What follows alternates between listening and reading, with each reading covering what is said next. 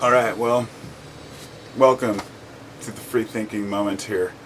This will be the question of the day. What's this question going to be? Well, how much happiness can you endure?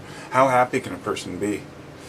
It's such a silly question, really. I mean, it's one that I've asked several times in videos, and I know that it comes across as being like a silly question because it's kind of indescribable and unanswerable. I've always talked about balance, about having this understanding that the Buddhists always, all the Buddhist teachings have always led me to the belief that they had it closest as far as their lifestyle to living within the means of nature. Meaning that, yes, everything is a balance, but that doesn't mean absolute good and bad. That means that there's ups and downs. That means you weigh the good with the bad. This realization, and I'll try to put it down first so you can see where I'm coming from, is that if you live a good life and you never have anything bad happen to you, then something as small as a broken finger could just devastate you, or a lost job, or a ripple in a family or something, or someone dies. Let's say nobody's ever died in your life, and then that happens when you're 50, and it just blows your mind. It can be heart-wrenching and ruin a person, PTSD, all kinds of issues. Whereas a person who's been through it when they were younger and who's toughened through a lot of heartache really looks at some of the life's hardest things with like nothing. Oh yeah, but I was a prisoner in a refugee camp for years, or whatever their situation was. So it's all perspective, and that's kind of what I'm getting at, the perspective of life that we know that's what makes us happy or not unhappy.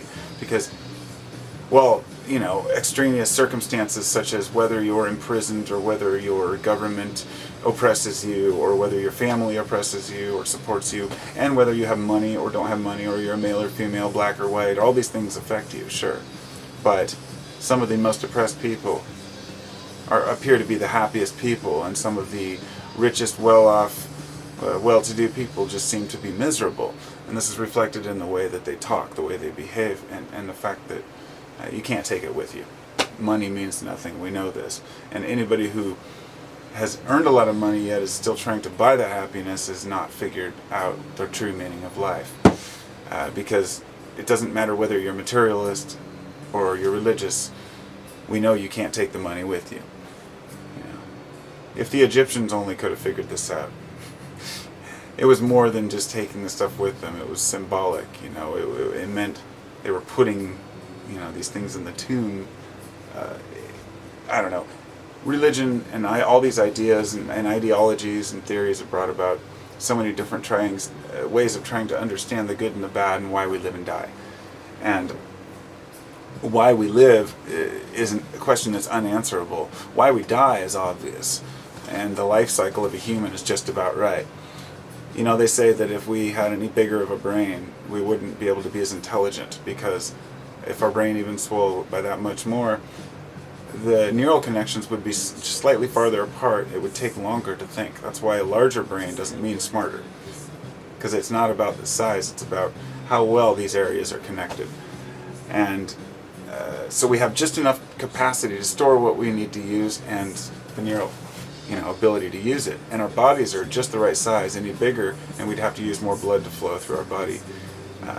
So my point being is that humans, no, we're not perfect, but we are amazing creatures that are here trying to figure out what the point is, why we are the way we are. And a lot of people want to draw conclusions, they want to make assumptions. I've met so many people who say, this is, you find God through Jesus and that's the answer, period. And a lot of other people who say, why are you even asking questions? It doesn't matter, we're here for a short time and we die. Well, what makes you happier? If you're happier believing that, in a material existence, then so be it. I remember hearing a famous quote, and I can't remember who said it now. It says, I would rather believe in God, or no, I would rather believe in something greater and be wrong than believe in nothing and be right. And that was really resonated with me, because it's kind of along the lines of, if you're a rational thinker, you're going to go through a period in your life where you're going to question whether you're fighting against spirituality merely because there's no proof, that you're just looking for evidence, or whether you're resisting it because you know you have to go all in order to get anything from it. In other words, when you dive into practices and seeking and believing in a spiritual existence, whether it be telekinesis or or something like just meditation or going and being a monk, all of these things affect your brain. It doesn't matter whether the religion's right or not. It matters that your brain is being affected by the experience, and they call it neuroplasticity. So the neurons that fire together wire together, and the more of an experience you have, the more you resonate with that experience. And this is part of evolution and why we are the way we are. So if you go all in on something, your neurons are going to fire that way. That's how musicians become musicians, and that's how religious fanatics become religious fanatics. You can't convince them otherwise, because they have already wired themselves to believe this. It's just like believing the grass is a different color. I mean, they're not going to argue the grass is green. We know it's green. And so when a person has already made up their mind, it's difficult to have a discussion. But anyway, back to the balance. The Buddhists had this idea that, everything really is perspective. And when I look around and I ask myself, are people happy? The religious fanatics look very unhappy. They are always ranting and trying to prove themselves, or trying to oppress somebody else, like homosexuals, not allowing gays to marry, or having protests for abortion. It's not about whether abortion is right or wrong. It's about the way that people go about it, the crudeness and the bloody babies and the things that they're saying, and the way that they carry themselves, and the arrogance, that it's not about the religion anymore. It's about the person using that as an excuse to be crude, I guess. And a little bit of brainwashing involved, of course. The people really believe what they're saying, is what I mean. They don't quite understand how to rationally explain themselves. So these things cause ideologies and differences of opinion. And when I see that, and I see people who don't get along, a group that doesn't get along, I decide that group is probably an oppressive group, or else they are delusional, or I guess delusional isn't the word. It's just not the right belief system if it harms others or oppresses others, okay? Unless it's oppressing people who are bad, but then who decides who's bad? And we go down this whole avenue of, well, somebody has to choose, okay, we have a panel to pick who's bad, and who polices the police, who policed the police, and society gets big, okay? So, sorry for the rants, but,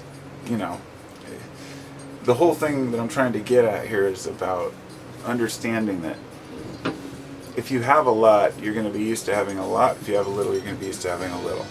There is no dead, set in stone amount that makes a person happy in their life, or certain things that make a person happy. And I've decided that for me, what makes me happy is honesty. And honesty means being fair. That means that I'm not going to sit and deny money and say money's the problem, but I'm not going to sit and obsess over it. I'm going to realize I need just enough money to survive and feed my family. And beyond that is up to me if I choose to do more. I'm not going to resist things in my life because I feel like I shouldn't do them for some spiritual belief or a reason. I'm going to do the things I want to do. I'm going to do everything I want to do. But here's the key. I want to do things for other people, and I want to do things to help myself in the world. I don't want to do things out of greed.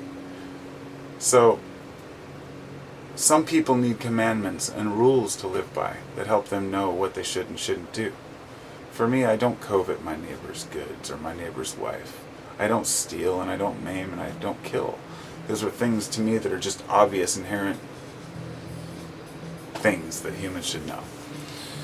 So balance means understanding that no matter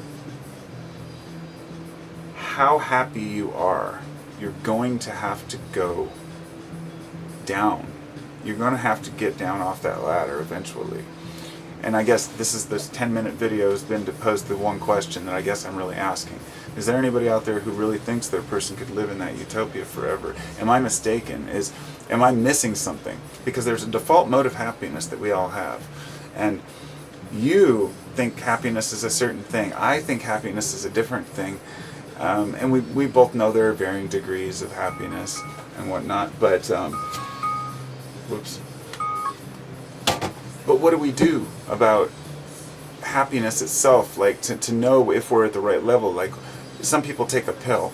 Some people take antidepressants, and they make them feel great. They claim it just changes their life. Are people, if you're taking antidepressants, tell me, is it really worth it? Are you really happy all the time? Or do antidepressants just bring you out of how you used to feel?